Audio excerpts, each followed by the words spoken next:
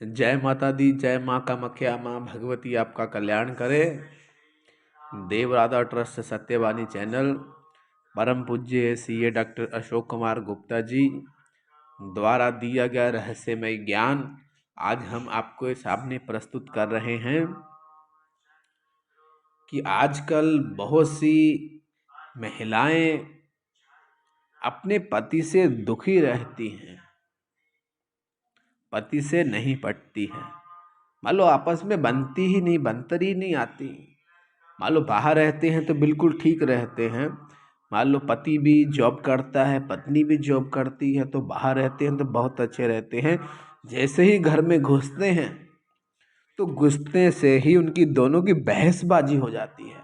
मान लो बात कुछ नहीं होती और बहसबाजी इतनी हो जाती है कि मानो कि एक घर में ही रहने के बावजूद अपन दोनों एक दूसरे को जैसे जानते ही नहीं, अजनबी की तरह घर पर रहने लगते हैं। इसके बहुत से विशेष कारण हो सकते हैं और यहाँ कुछ कारण हम आपके सामने प्रस्तुत कर रहे हैं कि स्त्रियां ज़्यादातर अपने पति से क्यों कष्ट उठाती हैं और पति को स्त्रियों से क्यों कष्ट उठाना पड़ता है। आधुनिक दिखने वाली महिला अंदर से खोखली होती जा रही है। मान लो खोखली का मतलब ये हो गया कि उसके अंदर कोई संस्कार, मानो सुबह उठते ही वो नहाएगी, धोएगी, खाना खाएगी, खिलाएगी और अपने काम पे चली जाएगी। तो पहले ऐसा नहीं होता था। पहले स्त्रियां सुबह उठते ही नहाती धोती थी, उसके बाद किचन में जाती थी। तो आजकल की महिलाएं तो पहले उठते से ही किचन में घुसती हैं, चाय पीती हैं, पानी पीती हैं।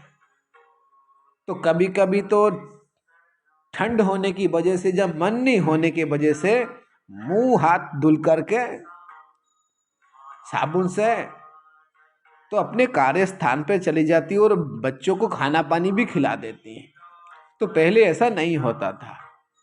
पहले की जो स्त्रियां थी सुबह उठते ही पहले स्नान घर पे जाती थी, नहा धो करके पूरे घर में दोपाड़ा कर करके, देव घर में पूजा करके, धूप बत्ती जला करके, मंत्र पढ़ते हुए रसोई घर में प्रवेश करती थी।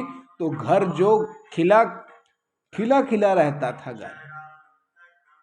तो मान लो आधुनिक महिला खोखली इसलिए होती जा रही कि वो पूजा पाठ के मामले बिल्कुल निठल्ली हो रही हैं। मान लो पूजा पाठ नहीं करती हैं, मोबाइल चलाती रहेंगी सारा दिन, लेकिन जब तक नहीं करेंगी, बिल्कुल नहीं करती। मैं करती भी होंगी कुछ महिलाएं, अपन सबको नहीं बोल रहे कि सब नहीं करती, कुछ महिलाएं करती भी हैं। नहीं, आधुनिक की बात कर रहे हैं। और एक और चीज, लड़कों जैसे छोटे छोटे बाल रख रही हैं आज की स्त्रियां बहुत सी, जिसकी वजह से दुखी रहती हैं।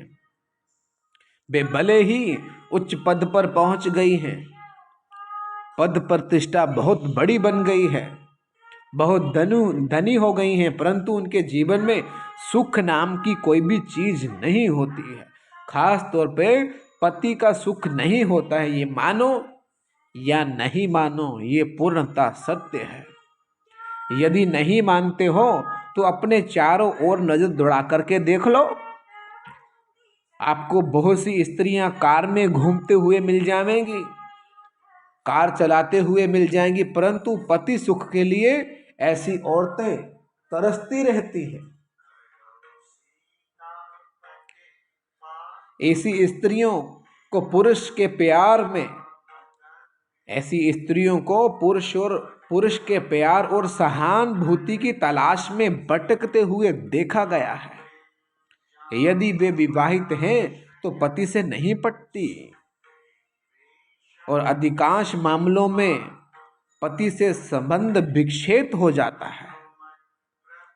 देखिए, सीधी सीधी चीज है कि औरत एक शक्ति है। शक्ति मानो तो महाकाली भी है, महासरस्वती भी है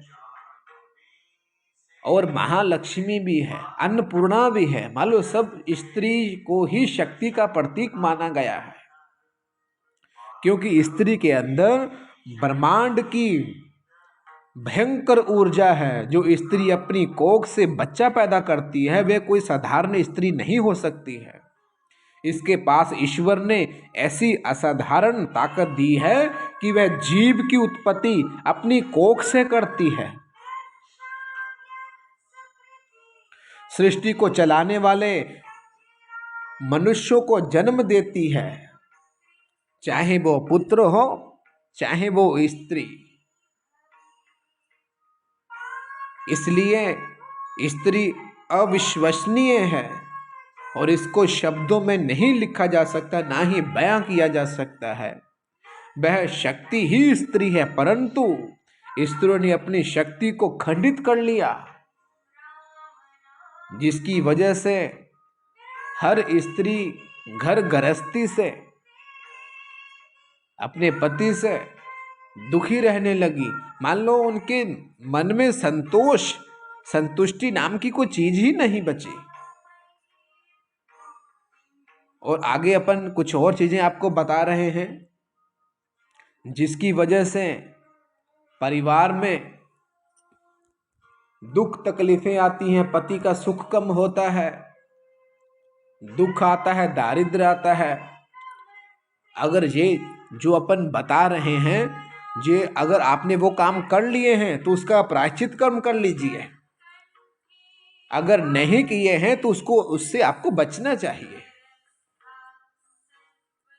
सबसे पहले बाल नहीं कटवाने चाहिए। क्यों? जो स्त्री के बाल होते हैं वो ही उसकी शक्ति होती है। स्त्री की जितनी भी शक्ति होती है उसकी चोटी में होती है। तो आप मान लो चोटी ही कटवा दोगे तो शक्ति कहाँ से बचेगी? इसलिए बाल नहीं कटवाने चाहिए। ऐसे बाल कटे हुए स्त्रियों से अपन मिले हैं कि मान लो जन्म पत्रिका दिखाने के लिए आई, इलाज करवाने के लिए आई, तो ऐसा देखा गया कि जो स्त्री अपने बाल कटवा लेती उसने ऑपरेशन बहुत होते हैं, वो भी अंडर गुप्त। मान लो शरीर के जो अंदर वाले पार्ट्स हैं, ऑर्गन हैं, कोई ना कोई ऑपरेशन उनका होता ही होता है। मान लो एक ऑपरेशन हुआ, उसके बाद फिर से एक ऑपरेशन हुआ, 2 हो गए, फिर 2 हो गए, 2 के बाद फिर 3 हुए।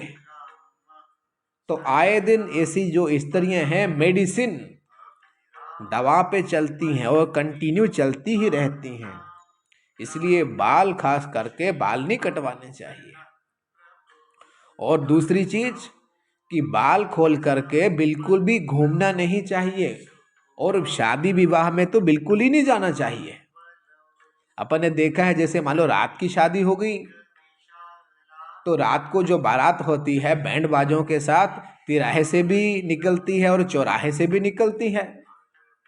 और कई स्त्रियां अशुद्ध हैं, महामारी से युक्त हैं, रजस्वला से हैं, तो उन्होंने क्या किया, अपने बाल खुले कर लिए और ड्यूडेंट लगाया, परफ्यूम लगाया और नाचने लगी। तो जैसे तिराहे चौराहे से वो गुजरी, क्योंकि उस समय आत्मा बिल्कुल कमजोर अवस्था में रहती है और ये जो चीजें होती हैं इनको उस समय चिपकने के लिए बहुत शक्ति रहती है। इनमें भी उस समय स्त्री की आत्मा कमजोर रहती है, तो वे जल्दी से झट से मान लो स्त्री के ऊपर चिपक जाती है। तो इसलिए बाल खुले कर करके, खास करके रात को तिराहे चौराहे परफ्यूम ड्यूडेंट लगा करके बिल्कुल भी नहीं जाना चाहिए। एक ये भी कारण है क्योंकि तिराहे पर चौराहे पे कई मरी हुई आत्माएं रहती हैं, एक्सीडेंट वाली आत्माएं रहती हैं।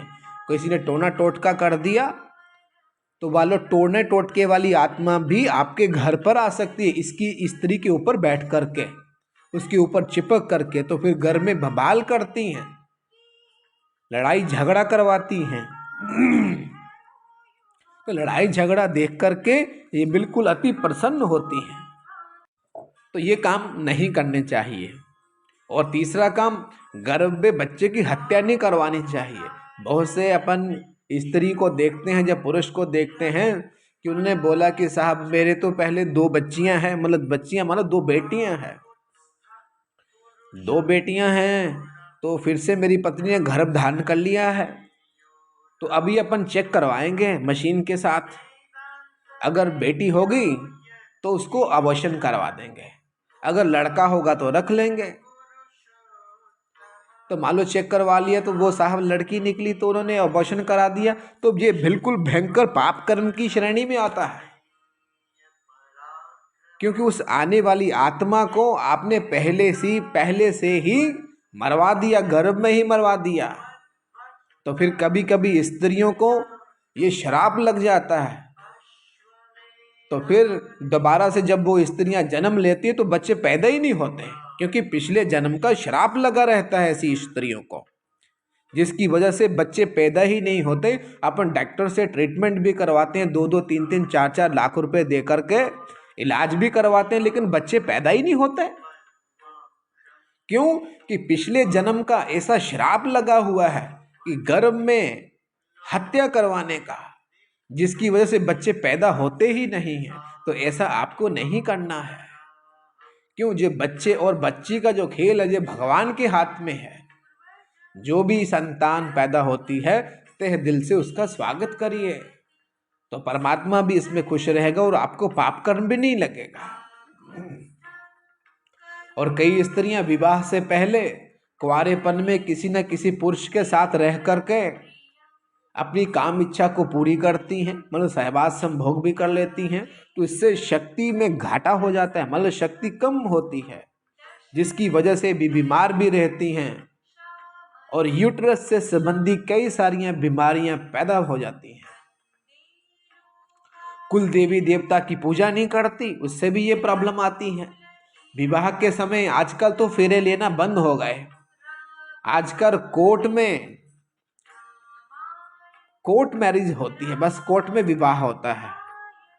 हिंदू संस्कार, संस्कृति, मान्यता, परंपरा, परिपाटी की धज्जियां उड़ रही हैं, जिसकी वजह से स्त्रियों को किसी तरह का वैवाहिक जीवन का सुख प्राप्त नहीं होता है। गोद भराई की कोई रस्म नहीं हो रही साहब। कभी कभी तो क्या होता है कि विवाह से पहले ही बच्चा गर्भ में होता है, तो फिर वो फेरे लेती हैं, फिर विवाह होता है। तो ऐसे बच्चे जो होते हैं इनको पिता का, माँ का बिल्कुल प्यार कम मिलता है और दोष लगता है कुल देवी देवता का, जिसकी वजह से घर भी टूटता है और बच्चे को माता और पिता का सुख प्राप्त नहीं होता है।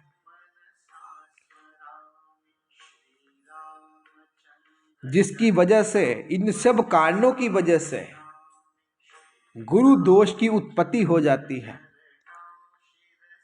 और तलाक की बहुत ज्यादा तादाद बढ़ गई है। जब स्त्रियां अपने पति को छोड़ रही हैं, जब पति स्त्रियों को छोड़ रहा है, परिवार बस ही नहीं रहा।